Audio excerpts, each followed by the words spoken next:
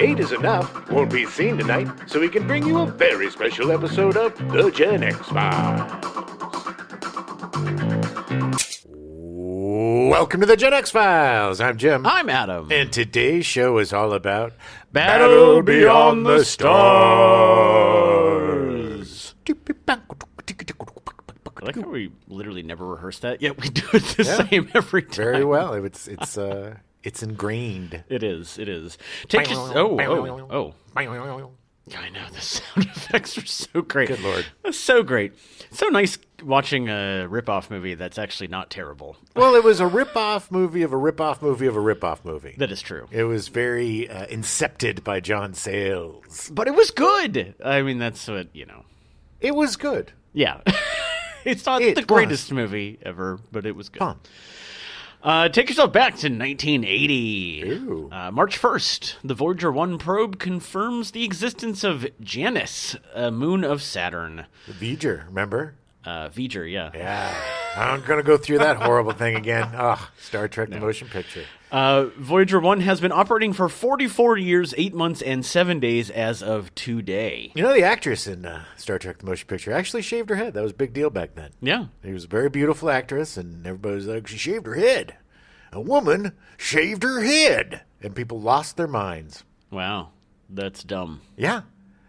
Anyway. Voyager 1 is the most distant man-made artificial object from Earth. It's still trucking along, and apparently they still talk to it. They still are able to communicate with it. I talk to it every night. Weird. I know you do. Hey, Voyager.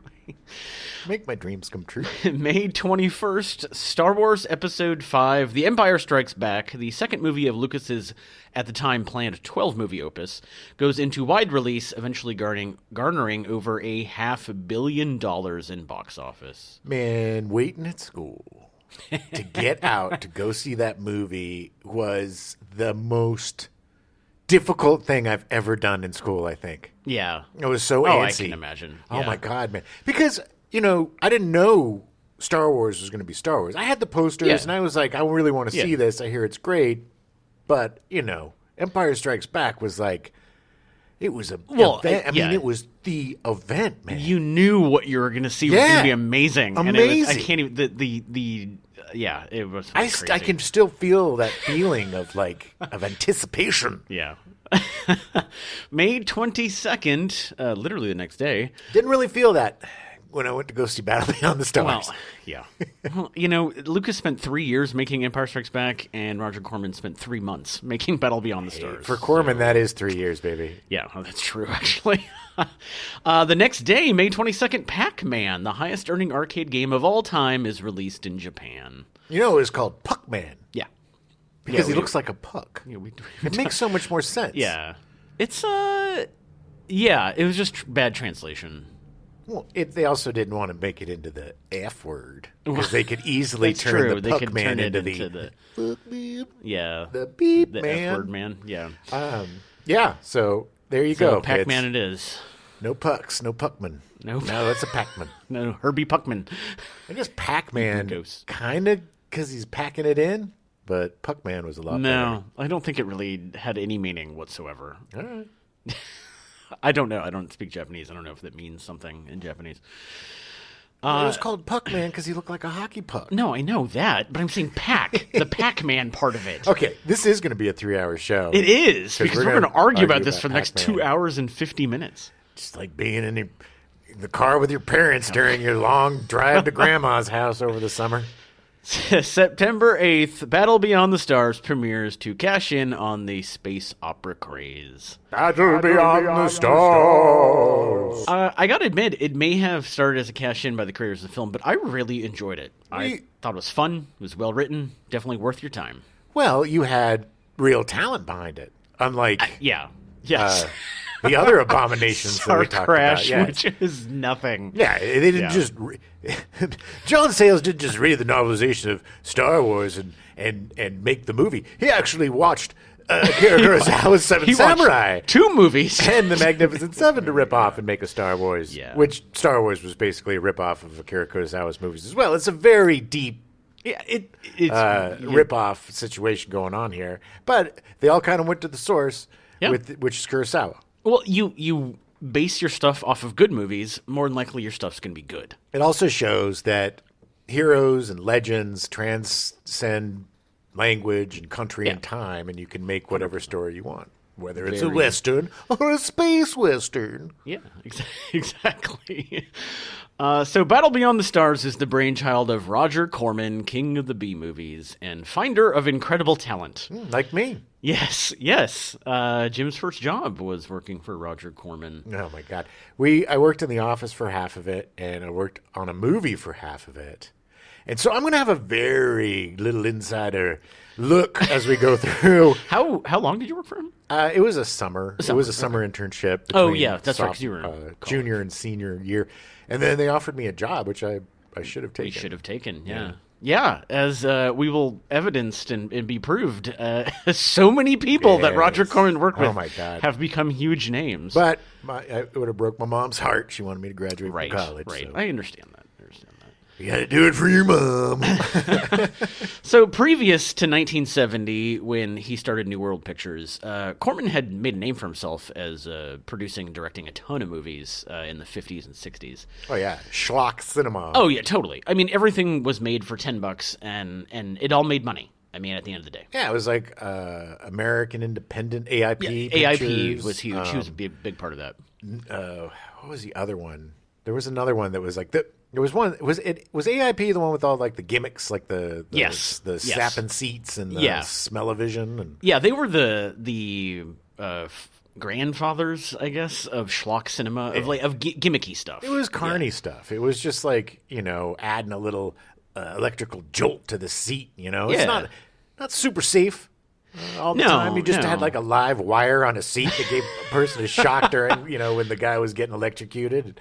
Well, they spent money on that, so they didn't spend money on the movie. Just have a guy like burning a tire back behind the thing as the tires burned out on the Derby movie, the car derbies. Yeah, it was. Yeah, I mean, it was anything they could to get people to get in and watch the movie, and they didn't really care about the quality of the film. Oh no, as long as it was made cheaply and made money. Yeah, and look, that stuff was fun, man. Kids loved going to that schlocky cinema because you got to see a couple of crappy movies, and you got a bunch of candy and popcorn and stuff, and then there'd be that weird stuff happening to the seats or whatever. So it was a great way to spend a Saturday afternoon.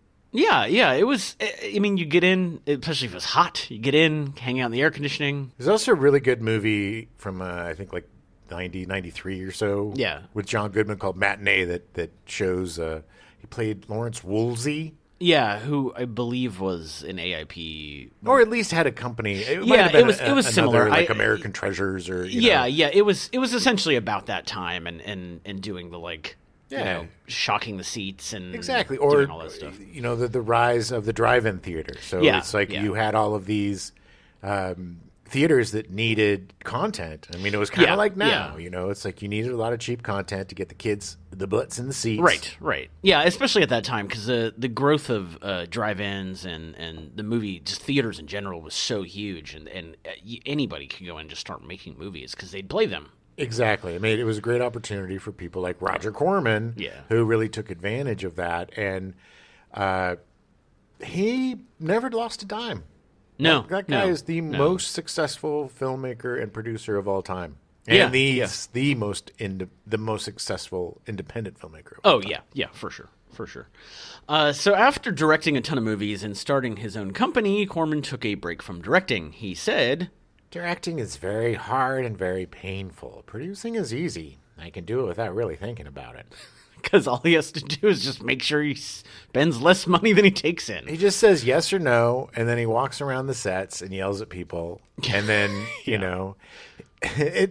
there is a hierarchy. Yeah. In both the office and on set, where at least when I was there, there was a little bit of scare. Like, he was really nice. He and his wife were both really nice, but everybody that worked in the office were all Ivy Leaguers, Harvard, Princeton. Very intelligent people. Oh, yeah, of course. I mean, that's every part of the film business is they're all Ivy League.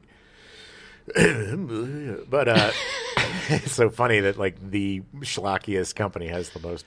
Hey, but like Rodman Flanders worked there. Yeah. He works with Conan O'Brien. You know, when I was there, there was a ton of people that were there. But yeah, it's like your job isn't safe, especially. Right. They reward you if you work really hard. It's like a boot camp kind of, you know? I mean, if you bust your ass and you go the extra mile, you get rewarded. But if you just do just enough or not enough, right, you're going to not be asked back or you're going to get yelled at. Yeah. Stuff kicked at you. And Right. Totally. So he established New World Pictures in 1970 after having a long string of successful films working for other people in Hollywood. New World Pictures was one of the most profitable movie companies ever, having turned a profit in its first 11 pictures they produced, making a profit of $3.2 million in its first financial year. There's a lot of money back then. Yes. And that's a lot of money for usually a film company is going to lose money for the first 5 or 10 years. Yeah, for a long time. You know, long time. You got to establish yourself. Yeah. You know, you got to find the right stuff, blibbity bloop. But he just was like, I got this figured out. And he's a very, very smart man. And he may not be the most creative man in the world. No, but he's an extremely smart businessman. And he knows this business. Right. He knows the business of show, Adam, better than just about anybody. I mean, you know, you don't get to be that successful by being a dummy. Right. You know, he knows who to hire, he knows who to surround himself with, and he knows how to make money. Yeah. He definitely has figured out the process of how to make money in Hollywood. And he is just an insane talent finder. Yes. His second year, they would show a profit on 11 of the 12 movies he produced. And obviously, they would make enough money, they'd make up for any losses, so it didn't matter. The company always made money, period. Corman said New World was the most successful independent film company in the country. If you count American International Pictures as a major, we're the best of the cheap acts. Yeah, it just, at the end of the day, he knew how to spend just enough money to get people to sit down and not complain about being terrible. Well, he also knew where to cut the corners. And he also knew how to get hungry people that were smart and could cut corners and make it look like you did stuff without cutting corners. Right. Corman, like you said, Corman would take risks on people. He'd buck the trends of Hollywood to try and make good movies as cheaply as possible. His company would make a series of successful biker and nurse exploitation movies, giving a start to a number of cinematic artists. Oh, yeah, man, them biker movies. Those bad boy bikers. Yeah. Barbara Peters, the first woman to direct a biker picture, went on to direct Humanoids from the Deep for Roger Corman, as well as episodes of Remington Steele and Falcon Crest. Ooh. Curtis Hanson, who directed Sweet Kill, another biker picture for Corman, would later direct L.A. Confidential. Among 1,000 other things. A million other things. George Armitage, whose directorial debut was under Corman, later directing Miami Blues and Grosse Pointe Blank. Grosse Pointe Blank, great movie. Great movie, absolutely great movie. Jonathan Kaplan's directorial debut. Jonathan Kaplan's directorial debut, who later directed The Accused, nominated for a bunch of Academy Awards. These all eventually led to a series of women in prison films, another genre that he exploited fully. Jonathan Demme, who would later direct Cage to Heat for Roger Corman, and eventually The Silence of the Lambs, winning Oscars. Oh yeah, man. I mean, not just those guys, but Martin Scorsese. Yeah. Francis Coppola. Robert De Niro. And a bunch of actors. Yeah, I mean, actors, the list is huge. It's insane, but filmmakers too. I mean, just about everybody who's anybody got their start there. Yeah, because he was making like 12 to 15 movies a year. And he would just go to he was like, like Spielberg was, where he would like troll the festivals of, right. They'd send him the films. He wouldn't show up and be like, oh, the USC Festival. Hey. But Corman would, he'd send his guys out to see the work of these kids, and he'd be like, all right, who made something good? Because you could see who has the vision, because you got to make a lot with a little in film school. And back then, we were all using film. Yeah. So you could really see who could do something on a budget. And so he had a really, really extremely honed knack Yeah, for yeah. snatching up that talent. Yeah, the irony being that having known a lot of actors now that work with kids at USC, some of their short film budgets at USC now are about what Corman was making his feature-length movies for back in the 70s. Oh, it's insane. Yeah. Well, I mean, we're not even getting into how much it costs now to go there. So, of course. It's just... So while Corman mainly focused on producing action comedy films of various genres domestically, he was also getting attention for distributing international films in the U.S. Corman's distribution side of New World brought many foreign films to mass audiences in the U.S. for the first time, with movies from people such as Francois Truffaut, Peter Weir, Federico Fellini, and Akira Kurosawa. Yeah, he was able to get those films pretty cheaply to release.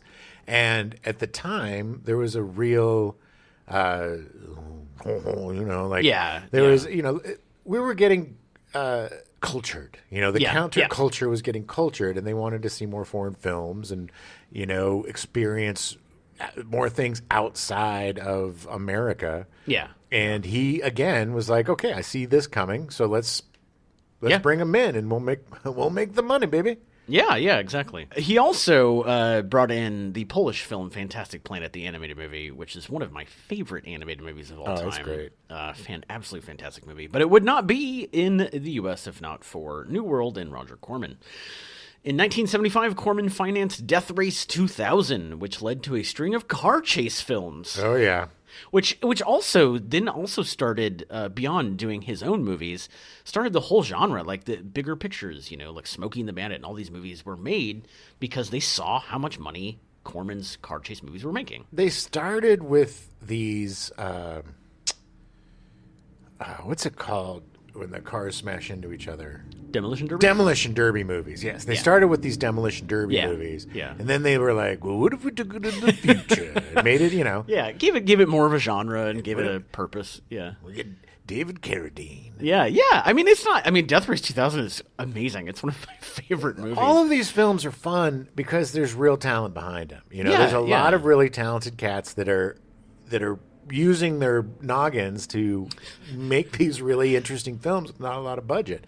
And and you can tell. I mean, we're going to get into it, but Cameron really cut his teeth. Yeah. Oh, yeah. I mean, he had to, but it's not. The fact is that this shows that not only was Corman respected, but these people just wanted to work. Everyone just wanted to work. Well, it was film school, man. I mean, you could.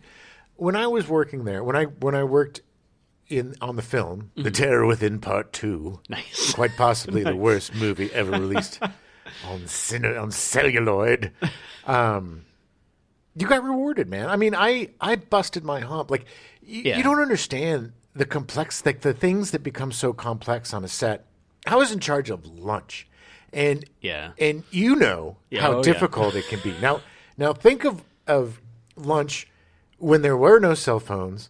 There were no men. There were actually, things to click and touch. Yeah, you couldn't just hit up DoorDash. There was just menus and humans and a pad.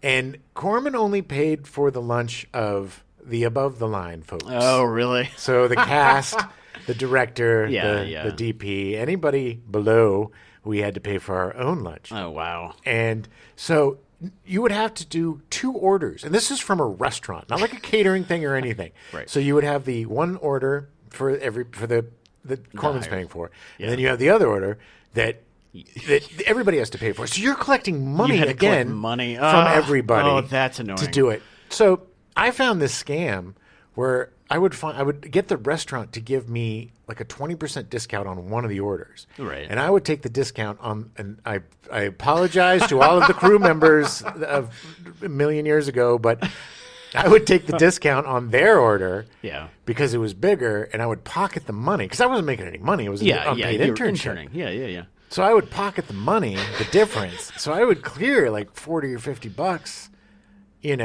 a day. Yeah. By doing this scam, which would keep me in, beer and weed and stuff that I needed, during the internship. So it's like you find ways to scam, but the whole point was I was impeccable. I got lunch on time because for those of you who don't know, within the film industry, if you don't do things on time, you get penalized. And if you should. Right. But in a Corman film, a penalty is death, baby. Yeah. Because, that's so much money. And so the one time that I didn't do the lunch, I got, popped off on another run or something, and some other poor bastard had to do it. It got so messed up. I come back and we had this second who just kicked shit all the time. When he got mad, kicked stuff all over the place. And he's kicking stuff I see him down the thing, kicking stuff. And I'm like, what? Lunch. And I'm like, well, you blah. And then, next day, lunch is perfect. And I think that's why they offered me a job, is because I was competent. I got something done. You know what I mean? It's totally. And that's all this business is. No, 100%. Is competence, showing up on time and doing your job, because it's a bunch of left brain kooks, man. It's a bunch of creatives. You get a bunch of creatives together. It's like herding cats. It's the worst and the best. But I mean, that's what it was like back then. I mean, it was a constant state of fear. Yeah. And just non-stop. I mean, it was exhausting. Well, sure, of course it was. And that's true. I mean, that's not just true with Corman. I mean, you're right. It's with everybody. Because I before I moved to L.A., I worked on an independent movie in Iowa. And in the morning, I would work on a TV morning show, 4 a.m. to 12:30. And then I would go work as a PA on this movie, because I knew that most of the crew was from L.A. And I was going to move to L.A. after the movie was done. Yeah. And I impressed them enough that the second day I was in L.A., I got a job on the TV show House. Because I impressed them during this independent movie where I was not making any money. But you just kept diagnosing people so accurately with these really very, very unique and not very typical diseases. But the fact is that it works. And that mode works. And if you do want to make it in Hollywood, you have to be willing to sacrifice for a while. Yeah, you gotta eat your pride, and you gotta just put your head down and work. Yeah. And I mean, that's with anything, I mean, you put your head down and work, you're gonna get ahead in life.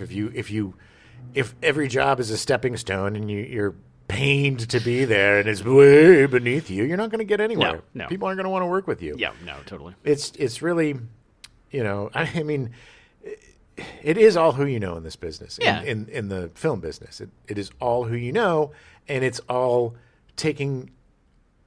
It's all taking advantage of opportunities when they come.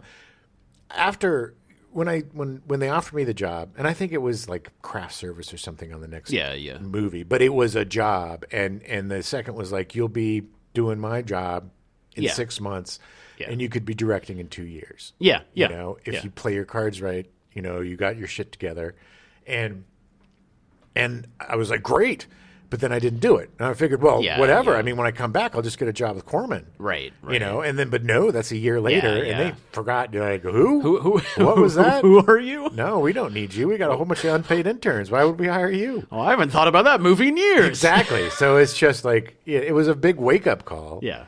But it's just the nature of the business. It is. What have you done for me lately, Adam? Yeah, well, exactly. So with their car chase films, Ron Howard starred in the movie Eat My Dust in 1976, which led to a sequel, Grand Theft Auto, which was Ron Howard's directorial debut. Ron famously did the first movie. Yeah, he starred in the first movie, because he wanted to direct. Yeah. And he knew that working for Corman was the best film school he could do. Exactly. So he just went down and he directed a few films for him, and then that's what took him all the way to Apollo 13. None of these movies, every single one of these movies that Corman did during the 70s had a 15-day film shoot. Yep. 15 days, that was it. Didn't matter how big the movie was, how small the movie was. You had 15 days. And if you could reuse the sets, you reused the sets. Of course you know. that was the easiest way to cut corners. The sets for The Terror Within Part 2 were left over from some underwater deep monster movie thing. It's all recycled. They just throw on a new coat of paint, a couple of more buttons. I mean, he was great. He would just go raid. Airplane graveyards. Yeah, pulling stuff. Yeah, banks of buttons and it just and whatever. The warehouse. I don't think it's there anymore. But back when I worked there, the studio. I'm doing the quoties. Was in Venice, and it was just this junkyard. It was so fascinating. Yeah, they called it the lumberyard. Yeah, the lumberyard, exactly, and because it was a lumberyard. Yeah, it just literally was. Yeah, and there was just crap hanging, they'd be like, oh, there's part of an airplane. There's 3 junk Jeeps, it's just whatever was around, and they would just cannibalize and pull apart, people would be pulling stuff. It's the only way you could make money in this business. So much fun, though. To make it well, yeah. It was like being a kid with a junky toy box, and you just pull junk out of it, and like, all right, let's make a horrible movie with a bunch of people that nobody cares about anymore. All of Roger Corman's movie trailers were cut by Joe Dante and Alan Arkush. Corman gave them a chance to direct together on the film Hollywood Boulevard, which was the result of a bet between Roger Corman and one of his producers, John Davidson, to create the cheapest film ever made by New World Pictures. So hilarious. It extensively used footage from other New World Picture films, was shot on leftover stock from other pictures, what they called the ends. It was literally the stuff they cut off. Mm-hmm. And it was short only ends. Short ends, yeah. And it was only given 10 days to shoot instead of the usual 15. Had a budget of $60,000, and it made a profit. And Joe Dante and Alan Arkush went on to direct other films for Corman. Arkush directed Rock and Roll High School in 1979. Classic. Absolute great movie. With the Ramones. Yeah. It's a great movie. I literally, the whole time I was writing the script, I had Rock and Roll High School stuck in my head. Yeah, and the poster was, I think, drawn by Dick DiBartolo from Yeah, Mad I think Magazine. you're right. Yeah. I think you're right. Joe Dante directed Piranha in 1978. Another classic. Another amazing movie. Written by newcomer John Sayles, which was a critical and financial success. I love John Sayles. He's great. He's a great actor, too. Yeah. He is just so understated. And he is one of the grandfathers of independent cinema. Yes. I mean, his Yes. Return to the Secaucus 7. Yes. Which he made. Yes. Oh, I was just go ahead. No, sorry. it's okay. Sayles then wrote The Lady in Red for Roger Corman, released in 1979 and directed by Louis Teague, who went on to direct Cujo. So with the success of Star Wars, Corman wanted to cash in on this new genre, the space opera. So he turned to John Sayles for a script about an epic space adventure. Sayles had been working on his own directing debut, a film he also wrote, financed from the money he made writing scripts for Corman, called The Return of the Secaucus 7. Yeah. Which is thought to have been inspired by the more popular, or to have inspired the more popular film, The Big Chill. Oh, Big Chill was a 100% ripoff of the Secaucus 7. The Secaucus 7 was a much more realistic, gritty indie version of, 7 old rabble-rousers from the 60s getting together and, what have we become, examining their lives after, writing whatever manifesto they did in college and stuff. It was a very interesting movie with a lot of really good performances, and they just basically ripped that off for The Big Chill. The Big Chill put in a bunch of Motown records and made it about a suicide and a bunch of yuppies who nobody gave a crap about. Yeah, it was great though, because John Sayles, he had learned from Corman, like he specifically put the movie in one location in a house because he knew he could shoot there, wouldn't have to build sets. Like it's all about that Roger Corman film school of making a movie as cheaply as possible. Oh yeah, you learn so much. I learned a lot just by being there. You know, like, oh, you can use a smoke machine to create saturation, and it'll ruin your life if you're a production assistant because you'll have to sit there for 12 hours a day wafting smoke, and you'll be blowing black boogers out of your nose for the next 3 months. I think I got black lung from Janusz Kaminski. Wow. Oh, yeah. Son of a bitch. Sayles would later go on to write and direct indie darlings throughout the 80s, movies like The Brother from Another Planet. If you have not seen The Brother from... Joe Morton is amazing in that. It's a great movie. He was also in Terminator 2. Yeah. Is the guy that was Skynet guy. Yeah. He's a great actor. That film is just great. You got David Strathairn playing the Man in Black, looking for him. It's just a really fun... It's like E.T. with a dude. Basically. It's like true, yeah. It's like an indie E.T. with a... Except instead of an alien, it's a black dude. Yeah, David Strathairn and John Sayles worked together a lot. He was in Return of the Secaucus 7 as well. That's where he got his start. Yeah, I think it was his first, or very early on movie for him. But Sayles also did Madawan, which is a great movie, and 8 Men Out, about the baseball scandal in the... The Chicago Black Sox, baby. Or White Sox no more. They're Black Sox. No, yeah, they're the Black Sox. Shoeless Joe Jackson. He wasn't part of it, but they said he was. Yeah. It's a great movie. It is a great. movie. It is great. And John Sayles I think he's in it too. He's one of the announcers. Yeah. But he's in it. Yeah, he's a great actor. John Cusack's in it. Oh, Cusack's such a good fantastic. movie because it's a very complicated issue. You know, these guys were making no money. The owners were making all the money. The players were making dick. Nickels, and so they get this opportunity to actually make a ton of money. And it's I get it. And somehow they're the bad guys. Yeah.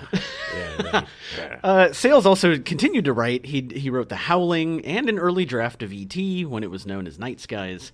If you can find Night Skies, it's an awesome read. Yeah. It's a really interesting... listen to our E.T. episode for more info on the most famous movie that never got made, Night Skies. That spawned like 80 movies, from Gremlins to E.T. to Sophie's Choice.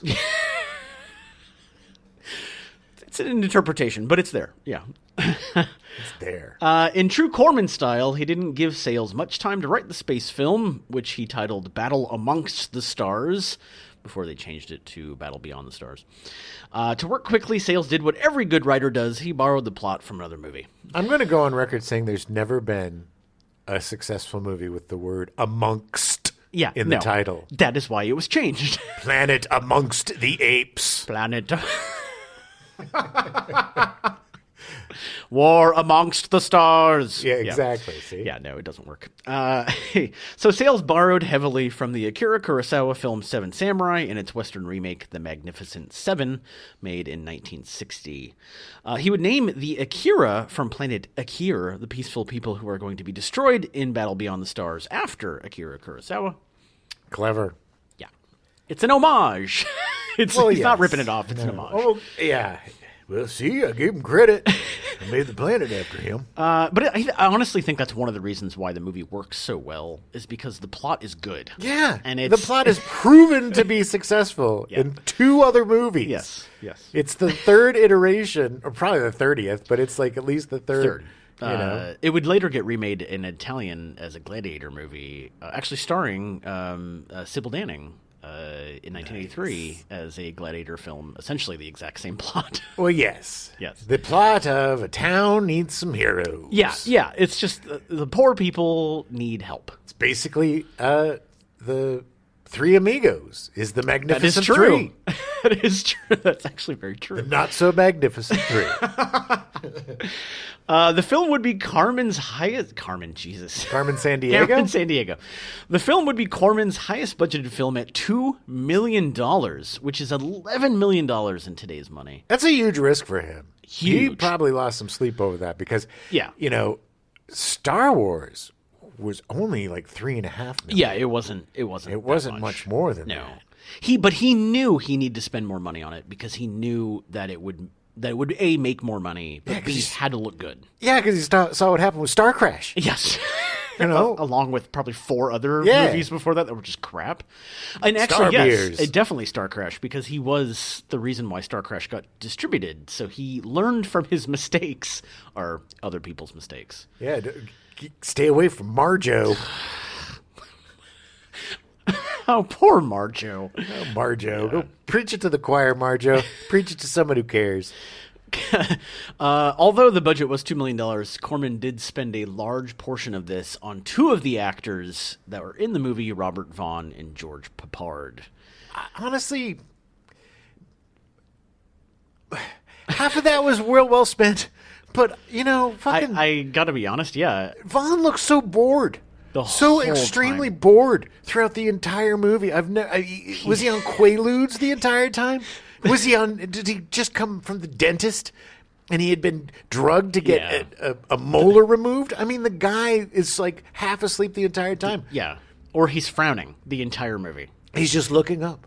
Yeah, he's just kind of looking. The fight at the end where they keep cutting to the close-up of him, and it's the same shot over and over again of him down, looking up, frown. Down, look up, frown. It's like, what was the direction? All right, you're in the waiting room of your doctor's office. You keep seeing the door open, but they don't call your name. So you're frustrated. So they keep opening the door and they don't call your name, Robert. So keep giving me that kind of frustration. Ooh, that's good frustration there, Robert. You look bored and frustrated. Yeah. Now, pew, pew, pew. Okay, fire the laser. Pew, pew, pew. Ooh, that's a little bit of life to you. Ooh. he did come alive when he died. That was the only time his performance ever had anything to it, was when he was all covered in goo and dying. Yeah, when he crashed and he was it was really interesting because it was a very one-note performance. Yeah, and that note was boring, Robert Vaughn. I'm sorry. You're a great actor, and you were in the original Magnificent Seven playing the exact same part. Couldn't you just brought a little charisma with you? No. I'll do it. I'll play the part, Mr. Corman. But I'm going to do it with zero charisma, and I'm barely going to open my eyes. Here's the deal. I refuse to act in this movie. He was probably drinking the entire time. Probably. At least George Papard had some fun with his ridiculous caricature. Yeah. Yes. Of wearing. I think they raided the Rockford Files wardrobe and got his dad Rocky's outfit. Yeah, it was literally Rocky. He looked like he was going fishing. Yeah, the whole time. I'm a cowboy. Yeah, rootin', tootin', scootin', bootin', lootin', tootin' cowboy. I'm gonna go find some crawfish and make some gumbo. What year is this, by the way? It doesn't matter. It doesn't matter. There's really serious cowboys still around on the planet Earth. Also, when you're rewatching the movie, definitely watch for the fact that Robert Vaughn literally never stands the entire movie. He's sitting the entire film. Mr. Corman, I have another demand in my rider. I don't want to stand in this movie. I want to sit for the entire film. So, no acting and no standing. No acting. Okay. A, no acting. I will act like I'm in a doctor's office waiting to be seen. And B, no standing. I need to sit. And I need a donut pillow for my hammies. I got me some hams. He probably shot his entire thing in like half a day. I wouldn't be surprised. He was probably embarrassed. I mean, come on. I mean, the guy was such a great... He's a great actor, man from U.N.C.L.E. We'll talk about him more. So the Australian director, Richard Franklin, was attached to direct originally.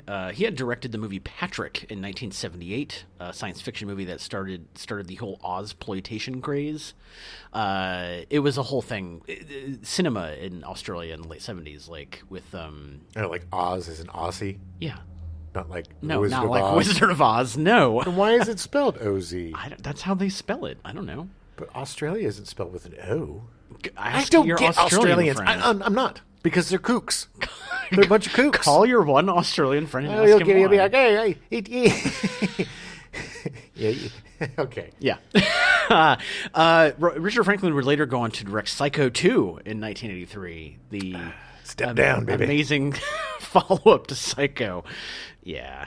However, Richard Franklin did not direct Battle Beyond the Stars. He was replaced by Jimmy T. Murakami, a veteran animator who had previously been an uncredited co-director on Corman's Humanoids from the Deep with Barbara Peters. Ooh. Yeah. That's a really fun movie, too. Humanoids from the Deep is a really great movie. I shouldn't say great movie. It's a fun movie. Yeah. Yes. Let's use our adjectives wisely, Adam. He was nominated for an Academy Award for Best Animated Short Film for The Magic Pear Tree in 1968. Murakami would later work on a sequence for the adult animated film Heavy Metal. Which one, do you know? It was called Soft Landing. It was the with the car, I believe. Oh, he's coming down. Okay, yeah. He would later create the super hit cartoon Teenage Mutant Ninja Turtles. He didn't create the comic strip, though. No, just the series. Oh, okay. Yeah. But it was all his animation style and stuff. Yeah. Roger Corman and special effects supervisor Chuck Comiskey initially hired James Cameron as a model maker for his studio after being impressed with his short film Xenogenesis. Of course he called it Xenogenesis. Nerd. James Cameron is a nerd, totally. They asked him to create a design for the hero's warship. While other designers were using mainly geometric shapes, Cameron reasoned that since the ship had a female AI called Nell, it should have female curves and two mammary-like engines. It's actually kind of clever. I mean, not the boobs, but it has the curves and stuff. Like, it has a reasoning behind it. It has thought behind it, yeah. It just shows that Cameron's clever. I mean, he's very good at effects. I mean, he's good. When asked about this by producer Roger Corman, Cameron called it a... spaceship with tits. Corman immediately liked it and put him in charge of the model on the spot. I love it. You're in charge of the model. I want those boobs. And now make one with a wiener. And now I want one with a big butt. A big old juicy butt. Yeah, Cameron. Make me some ships. It is a very different design than all the other ships. It's very interesting, the ship design. He later made him responsible for special miniature photography when no one on the set had experience with this, although Cameron didn't either, but he at least understood the theory behind miniature photography. Yeah, you move the camera around the ship to make it look like the ship's moving. Honestly, I think the theory is that you just overclock the film speed so it looks bigger. Get some micro lenses, and then you move the camera. Yeah. But at the time, I mean, that wasn't a very common thing back then. So no, it wasn't. Yeah.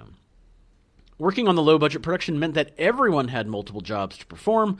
While working long days in order to finish his models and special effects on time, James Cameron often didn't bother to go home at night. He simply pulled out a prop gurney to sleep on for a few hours. Ugh, he probably stank. Oh, I'm sure he did. Everybody stinks there. They're all a bunch of stinks. I gotta be honest, James Cameron probably still stinks.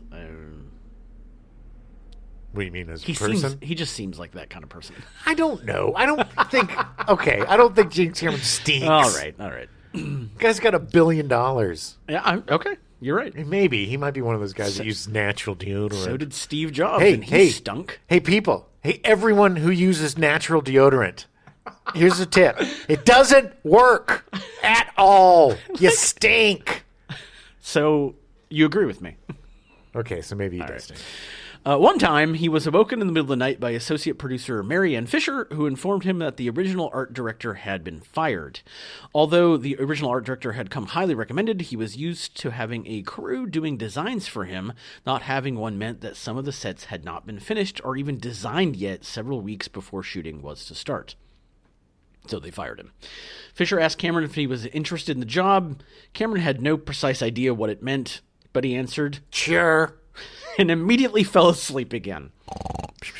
He was offered a salary hike from $200 to $300 per week, but successfully negotiated for $750, since that was what the original art director had been promised, and time was running out. That's a lesson for all of you.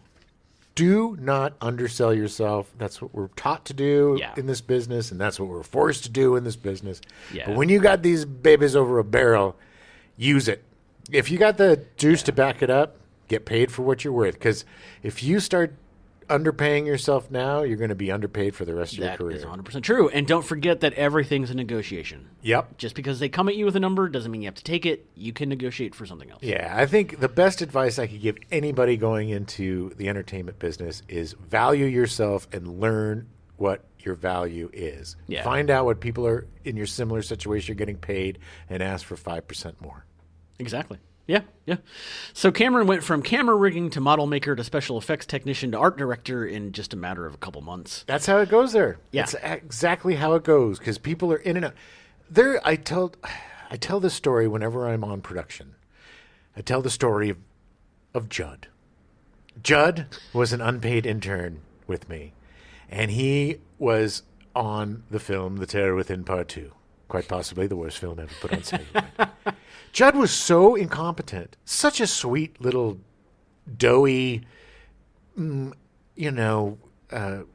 puppy dog of a guy. He's just a golden retriever wanting to please. But one of those guys that could not do anything right, did everything wrong.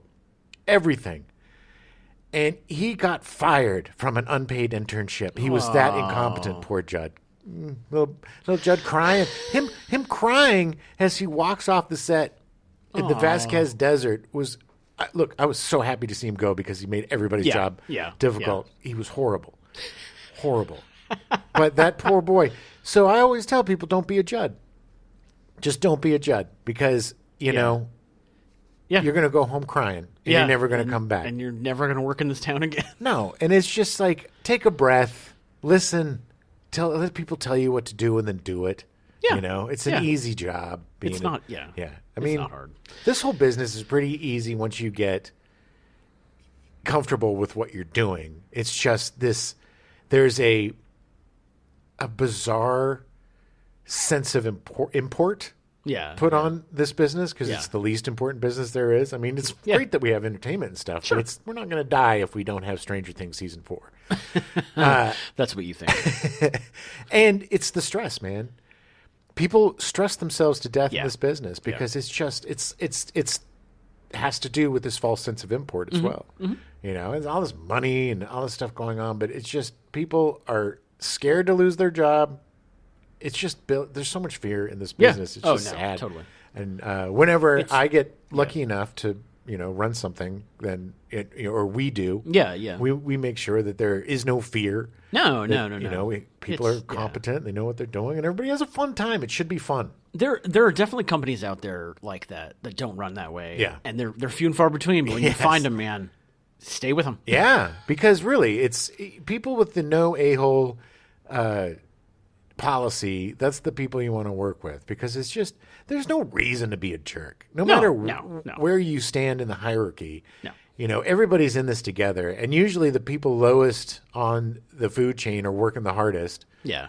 And you don't notice it because they're doing such a good job to make things so smooth for all the other big wigs. Yeah. So it's just everybody's in it together. If you're gonna, whether you're the producer, the director, or the PA, you don't have to be a dick. Yeah, When I worked on House, there was a producer on there that literally she would get your attention, start talking to you, and then turn around and walk away as she was talking. And if you didn't follow her, you would not get all of her directions, and then she would get super pissed at you. And she was the most hated person on that set. Of course, because there's no reason for that kind of crap. So disrespectful, and it was so annoying. But she probably did it out of fear because she's like, I got to be a hard ass, got to work twice as hard because and it wasn't that easy being a woman in. No. I mean, it still isn't, but back then it was even more. Back in the 40s when you were doing it. It wasn't, I'm sure she outside of that was a fine person. Probably not, because there are bad people. True. And I think, unfortunately, stressful situations bring out who people are. Yes. And if you're calm and you can deal with stuff, you're the kind of person I want to work for. If you freak out, you lose your mind, and you start yelling at people and blaming other people, then you're not somebody I want to work with. Yeah. And that's not who Roger Corman was. James Cameron actually was fired and rehired twice during the production. He began to notice that producer Roger Corman would always be displeased with the sets when he came to inspect, and when he would find set decorators still working on them, he would start firing people. Yeah, because everything should have been done. If it's not done, then I don't want it. Yeah. Everything needed to be done yesterday. That was still the way. If he came to the set, everybody stopped working. Yeah. Because, it's just, you didn't want to give him any reason to pick. If Corman arrived on a half-finished set without anyone working on it, he always liked what he saw. So eventually, Cameron would have someone on the lookout for Corman's car, and whenever it was spotted, he would clear the set of crew members, no matter what state it was in. Corman would come in, like what he saw, give him a pat on the back, and move on. Looking good, fellas. I like it. I like the way you kind of just painted only a quarter of this part. It makes it mysterious. It's an interesting artistic choice. Yeah. Where is everybody, buddy? By the way, it's really nice saving all that money on paint. Good job. The whole crew's gone. Who am I talking to? Yeah. The low budget led to Cameron designing the spaceship's corridors out of spray-painted McDonald's containers. Because you could, I guess. Oh, yeah. Well, I mean, everything is just a hodgepodge. If you really stop and look at the ships, there's a cylinder that's probably made from a tennis ball can, and then there's... one looks... The main ship, the bad guy ship, looks like it's a vacuum cleaner. Mm-hmm. Exactly. It's just a weird vacuum cleaner. The main body of the Hephaestus space station, where he meets the girl he eventually falls in love with, or... the main character falls in love with. It was made from a plastic terrarium salvaged from a garbage dumpster. Yeah, you'd go to the model shop, you get a bunch of Rydell models, with the little pop-out little pieces, and you would just make a pile of pieces, and you would even use, the parts that the pieces came on. Yeah. And the packaging and everything is just... Those little chunks are what make... these ships so realistic, and it's just gluing on chunks. Yeah, totally. Despite all this, his hard work paid off, as the special effects were one aspect of the film highly received by both fans and critics, opening the door for his later... It looked great. I mean, for the time, they were great. I mean, it was very seamless. The ships were cool. Yeah, they looked great. I mean, I didn't like all the design of all of them, but they look good. But they held up for the time. Yeah. They had the horrible... the sound effects were not great.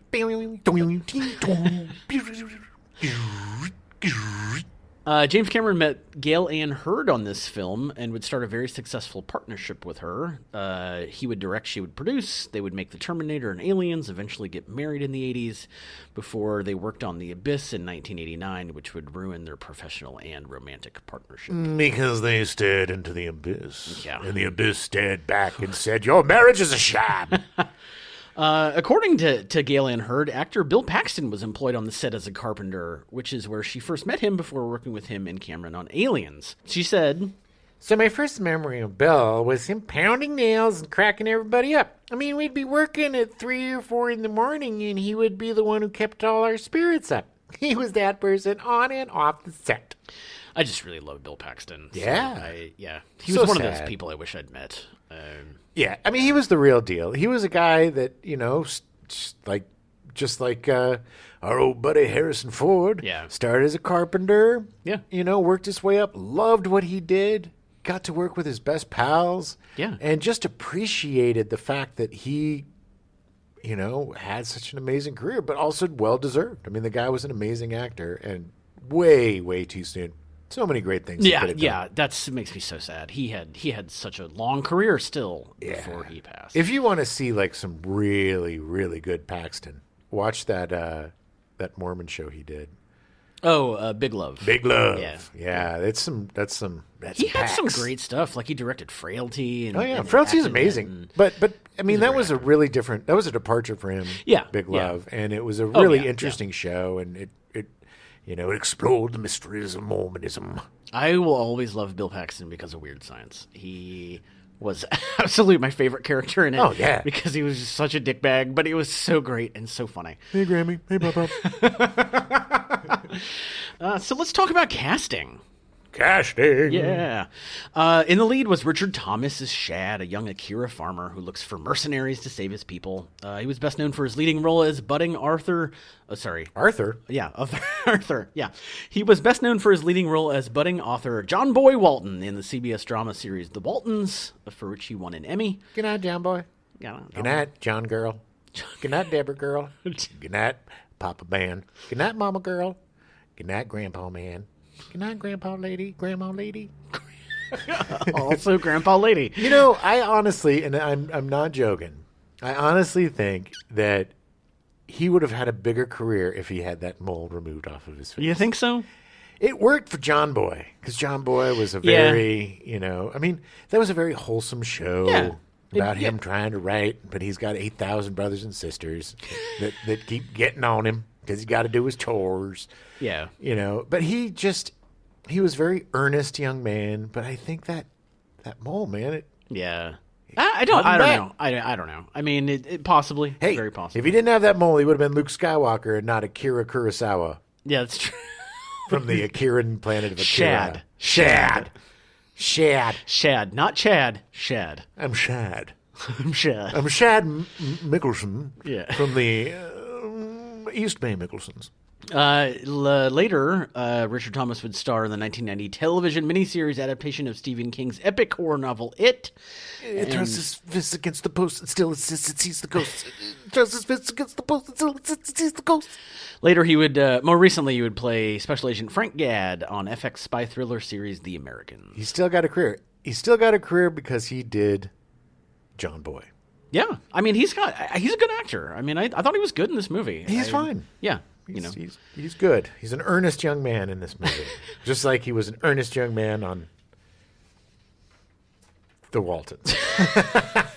Robert Vaughn is Gelt, a notorious assassin with an intergalactic bounty on his head. Oh, such a cool description for the most boring character in the movie. Yeah, that's true. He was most well known as the spy Napoleon Solo in the 1960s series The Man from U.N.C.L.E. Still one of the greatest names in all of television. Yeah. Napoleon Solo. And also for appearing as the gunman Lee in The Magnificent Seven, essentially the same character. Yeah, the Akira Kurosawa where he did act. Yeah. Where he put a little effort into it. Well, yeah. Where he actually stood up. Yeah, he actually walked Yeah. and did things. Yeah. Later, he would appear as General Hunt Stockwell in the 5th season of the 1980 series The A-Team with George Peppard. It also starred John Saxon as Sador, leader of the evil Malmori Raiders, who's really old but keeps himself alive using transplants to renew his body. Saxon's an interesting dude. He's been in a lot of weird stuff. Yeah, he was in over 200 projects during the span of 60 years, mainly westerns and horror movies. He played cops a lot in horror movies. He was in Black Christmas in 1974, one of my favorite horror movies of all time. Tenebrae by Dario Argento, which is my favorite Argento movie, in 1982. And Nightmare on Elm Street in 1984. He was the dad. Yeah, he was the father of the young lady. Yeah. Oh, what, I don't remember her name. Barbara. Barbara, that's right. Was it Barbara? I think it was Barbara. Anyway. Maybe not. We'll find out when we do that in October. That's true. George Papard played he just played Space Cowboy. I'm Space Cowboy George Papard. He was the only character from Earth. He was defined by his many one-liners and Roger. who became Shad's good friend. Roger, I'll do it. But I get to smoke and I get to drink whiskey out of my belt.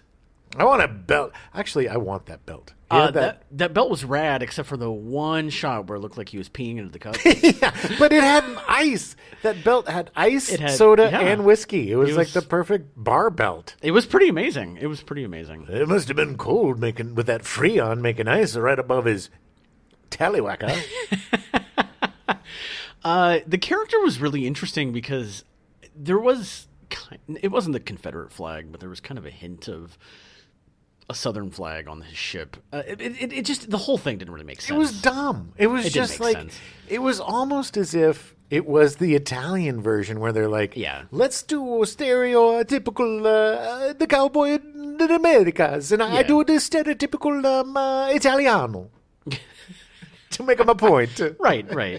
Papard was best remembered for his role as struggling writer Paul Varjak in the 1961 film Breakfast at Tiffany's. Yeah. And which I literally did not realize that was George Papard. Yes. I mean, he had a big career back then. I mean, he was a pretty big dude. Yeah. Later, he would play Commando Leader Lieutenant Colonel and Colonel John Hannibal Smith in the 1980s television series The A-Team. I love it when a plan comes together. It was great. I kept waiting for him to say that in this, but I realized it was before The A-Team. Yeah. That's why he looks so young. Yeah. Young. He was drunk. See, I think here's the difference. Robert Vaughn was a sad drunk, and George Papard was a happy drunk. So when they got real drunk before filming, and during probably, allegedly, we see the performances. We got sleepy Robert Vaughn sitting in his chair. I just want to go home. I hate it here. I want to be done. And then George Papard's like, give me another hat, and I'll give me my belt, and I'm going to drink and have fun.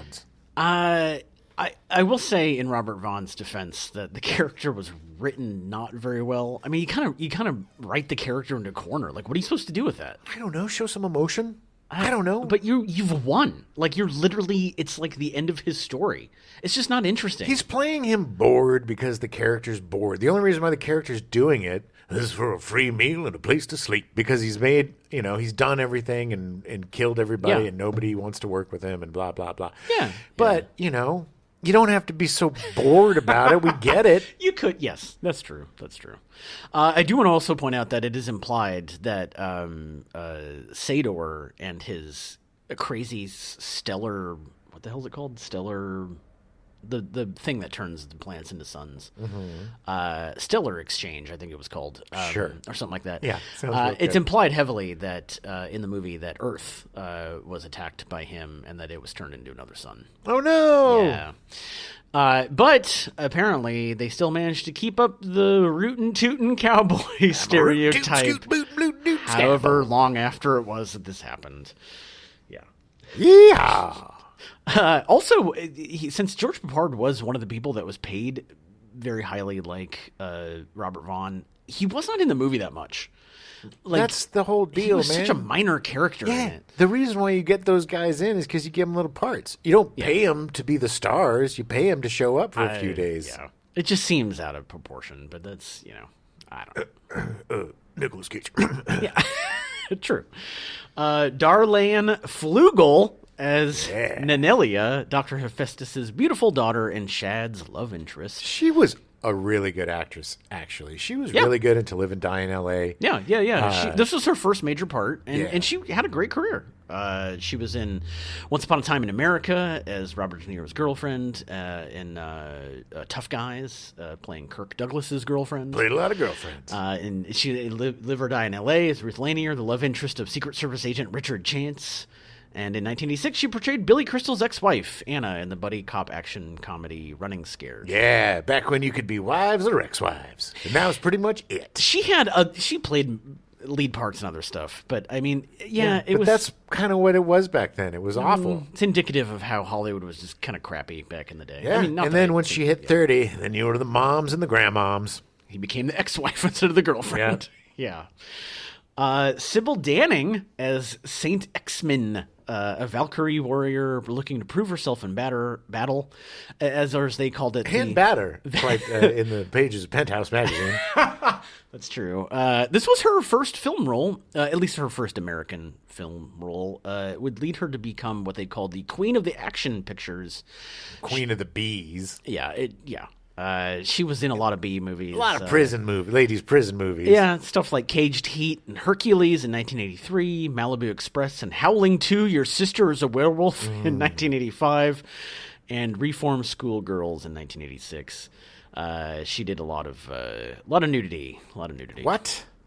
In fact, leading to that, the wardrobe department had a difficult time keeping the top of her costume on and had to resort to using Band-Aids to prevent said top from slipping off. Yikes. Because it really wasn't a top. It was more just straps. Oh, and there was a lot to hold in, and it wasn't a lot holding it in. That being said, she was the only actor to win an award for the movie. She won a Saturn Award for Outstanding Achievement. Yeah, by sitting the most awkwardly uncomfortable way to fly your spaceship. It looks like she was on a bed of nails. She was at a 45-degree angle, could barely see the controls. Like, it made no sense. No, it didn't. I don't really understand the design for that. But she was a battler. And I do want to point out that the Saturn Award for her Outstanding Achievement Award just proves that nerds are just horny little boys. Ugh. Yeah. Well, at least back then. Now they're horny old boys. People of all genders and types. Yes. The movie was nominated for 4 other Saturn Awards. It just didn't win any of them.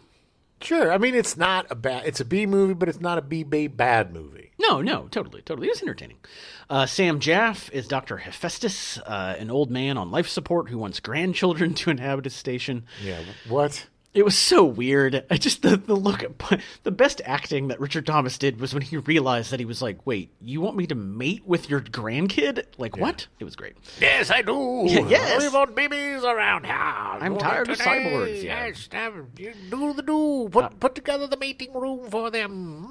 Set up the cameras. I want to watch my granddaughter do the hokey pokey, pooky pook. Sam Jaff had actually been nominated for an Academy Award for Best Supporting Actor in 1951 for his performance in The Asphalt Jungle. Later appeared in the classic films The Day the Earth Stood Still in 1951 and Ben-Hur in 1959. And now is basically a washing machine with a head. Desperately wanting John Boy to have sexual relations with his granddaughter. So true. Jeff Corey as Zed the Corsair, once a famed Akira warrior and now almost blind. Jeff Corey was actually on his way to becoming a very famous actor in the 40s and the early 50s before being blacklisted by the House Un-American Activities Committee. So because he couldn't get work in Hollywood, he turned to teaching acting. Some of his students included Robert Blake, James Coburn, Richard Chamberlain, James Dean, Jane Fonda, Peter Fonda, Michael Forrest, James Hong, Louisiana Anders, Sally Kellerman, Shirley Knight, Bruce Lee, Penny Marshall, Jack Nicholson, Roger Corman, Daryl M. Smith, Diane Varsi, Sharon Tate, Rita Moreno, Leonard Nimoy, Sally Forrest, Anthony Perkins, Rob Reiner, Robert Towne, Barbara Streisand, and Robin Williams. Woo-hee-woo-hoo. Yeah, it literally, just the cavalcade of people that he taught in the late 50s and early 60s was pretty incredible. Yeah, should have taught some restraint to a couple of those people. Morgan Woodward as Cayman of the Lambda Zone, a Zymer enslaver who has a score to settle with Sador for destroying his entire species. Lambda. Previously, Morgan Woodward was best known for his portrayal of Boss Godfrey, the sunglasses-wearing man with no eyes, in the 1967 film Cool Hand Luke. He would later go on star as Marvin Punk Anderson on the television soap opera Dallas. We seem to have a failure to communicate. Yeah, he was great in that movie. Yeah, I'm going to eat a bunch of eggs. Give me some eggs and I'll eat them. Earl Bowen as Nestor won the voice, usually for the 5 clones. I was astounded that was the dude from Terminator movies. Yeah, Earl Bowen, best known for playing criminal psychologist Dr. Peter Silberman in all of the Terminator movies. I also love his name, Earl Bone. Earl Bone. He should have a furniture store. Earl Bone, come get a boner at Earl Bone's Bones. He's the only actor besides Arnold Schwarzenegger to appear in each of the first 3 Terminator movies. Interesting. Yeah. So this was composer James Horner's 3rd film score. He had previously worked on Roger Corman's Humanoids from the Deep and The Lady in Red, and the producer brought him back for Battle Beyond the Stars. The score features several elements that would become regular staples of Horner's many science fiction and adventure film scores. Several fans have noted similarities between these scores and those for later films such as Kroll and Star Trek II: The Wrath of Khan. Yeah, he's got a style. I mean, you does. can tell a John Williams score just by hearing it. I mean, there's a sound to these guys. I don't think he's ripping himself off. I mean, maybe he's only got like 10 notes in his repertoire. It's possible. Horner would go on to become a regular collaborator with James Cameron, eventually winning an Academy Award for Best Original Score for Titanic. Oh, man. I had a girlfriend that liked to be intimate with the Titanic soundtrack. Oh, really? Yes. Aye. And then she'd be like, and now they're getting on the boat. And it was very distracting. And I can't listen to that soundtrack. I can't. I don't blame you. The supervising sound editor, also responsible for special sound effects, such as Robert Vaughn's laser shot. Pew, pew, yeah. pew. It was based on Clint Eastwood's .44 Magnum from Dirty Harry. Didn't sound like it. No, I think it was the gun itself. It was based on. Yeah. It was David Udall, a regular contract worker for Corman Films. Udall later remarked on the film's frugal sound editorial budget and his practical art of motion picture sound, and explained some of the movie sounds. Each of the 7 spaceships had its own unique sound. Like the Nestor ship sound was made from human voices generated by the community choir from his hometown college in Coalinga, California, and Robert Vaughn's ship was based on the recording of a dragster. I've always wanted to be a sound recordist because I just love watching the documentaries about Star Wars and all this, and watching the sound guys just walking around hitting fences, hitting fences and just finding new sounds and stuff. I did a short film where we built the sound from scratch with Marty, our old pal, who was on one of the shows, and we did it, and it was just so much fun with the little microphone getting drips and drops, and just it's just really fun to just creating things out of other sounds and stuff is just fascinating and fun to me. Yeah, totally. It is a unique art. The Starship footage was reused in another Roger Corman science fiction film, Space Raiders, which was really bad. Of course it was. As well as the ultra-low-budget Corman features Star Quest II, Vampirella, The Fantastic Four, which was never actually released. Oh, there's some good footage of that, though. Oh, it's you can find it online now. Dead Space and Forbidden World, because that is what you do when you make movies that make money. Oh, yeah. Well, you just, like I said, he would reuse the sets, he would reuse the props, the costumes. What he would do is he would look at the sets and say, okay, write me something that takes place in this set. Yeah, exactly. I mean, and then they would be like, okay. You have these sets, make a movie based around it. And at the time when I was there, it's like, make a movie about an underwater, underground, or some sort of base, maybe in space, but a base. And maybe there's a monster after us. Who knows? Let's just make another type of alien. There's like 80 different alien movies. Yeah. The same footage was also reused in later films and video games. A clip from the film in 3D is shown during the movie theater fight scene at the end of Bachelor Party, and footage was also used for the Laserdisc game Astron Belt. That game was awesome. Was it? I don't know. I have no idea. I've never heard of it, so I have no idea. But it's a Laserdisc game. That's cool. Well, yeah, that's like That's like Dragon's Quest? Dragon Quest? Dragon's Lair? Dragon's No. Lair. That's like Dragon's Lair and Space Ace. Yeah, those Space were Ace. Laserdisc games. Yeah, those were so rad. The soundtrack was later recycled by Corman for Raptor and other movies. He reused it a lot. Corman was a recycler of everything. I mean, that was his thing. That's how you made money. You never threw anything out. That's why the lumberyard looked Was like a junkyard. because never threw anything out because you could always use something. It looked like, helicopters. It was like Black Hawk Down. Yeah. There's just crap everywhere. It was amazing. So the movie would go on to make $11 million in box office, which is just over $38 million in today's money. Great. Although, because Corman was so brilliant, he didn't need it to make any money because he sold the international rights for $2.5 million. Yeah. Warner Brothers released it, and I think Orion Pictures. Orion Pictures, was international. International, yeah. Orion was really big back in the day. Yeah. I don't think they're around anymore. Yeah. He also sold the TV rights to HBO for just under $1 million. So literally before it even went to theaters, it was profitable. Yeah. I saw it in the theater. I did. Yeah. I enjoyed it. I knew John Boy, and it had the space guy. But I always get... The funny thing is I always get Star Crash in this movie mixed up. The characters in it. I think that the lizard guy is in Star Crash, and then the robot guy is in Battle Beyond the Stars. Right. Because they're just kind of like similar. Yeah. Whatever's. And the lizard guy is very similar to the lizard guys in. He's very like a green version of the Last Starfighter mask. Yeah. That would not surprise me in the slightest. But still, it's a fun watching it again.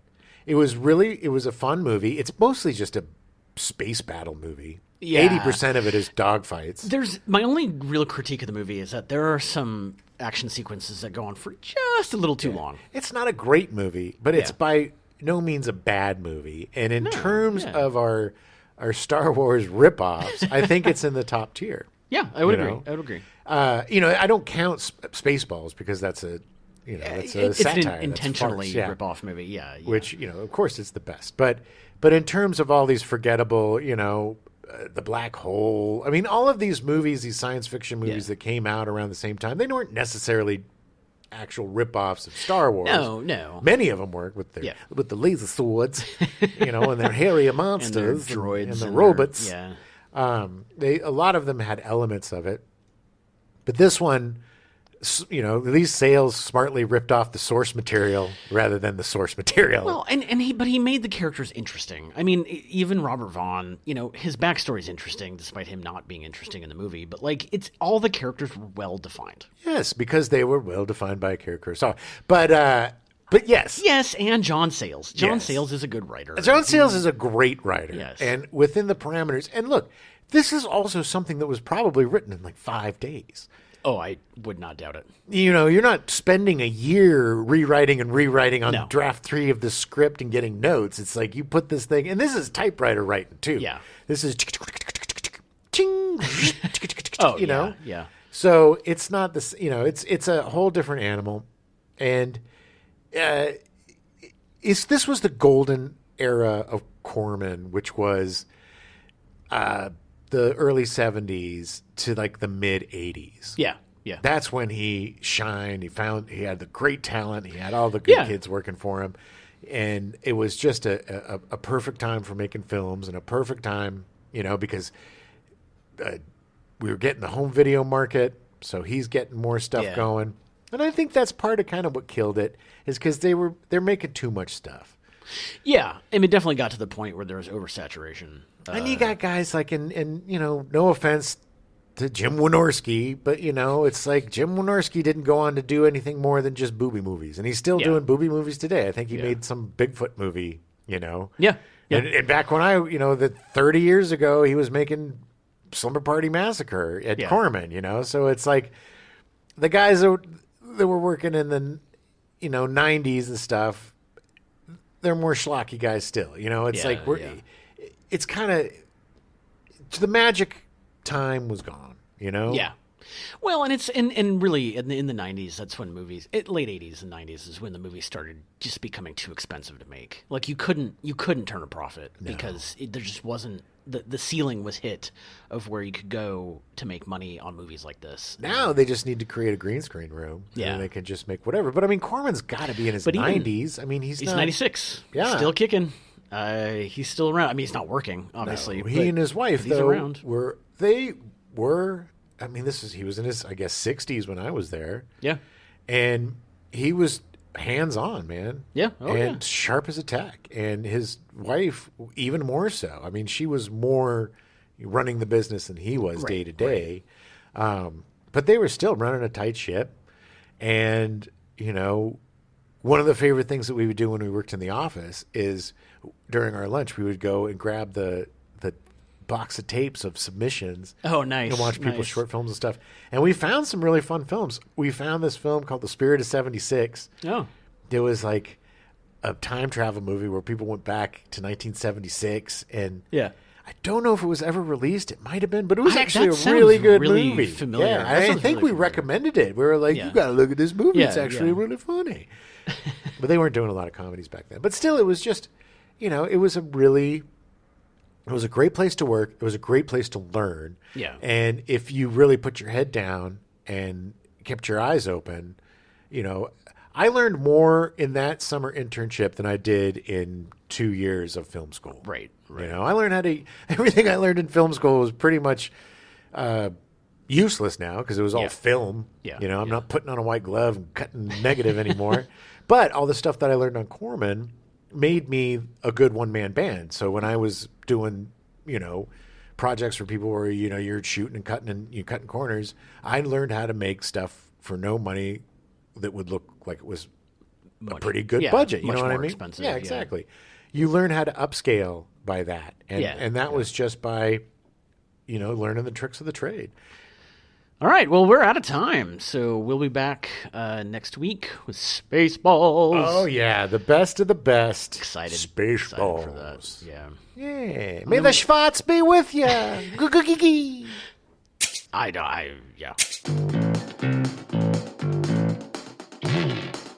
We now return you to your regularly scheduled programming, The Bob Newhart Show, already in progress.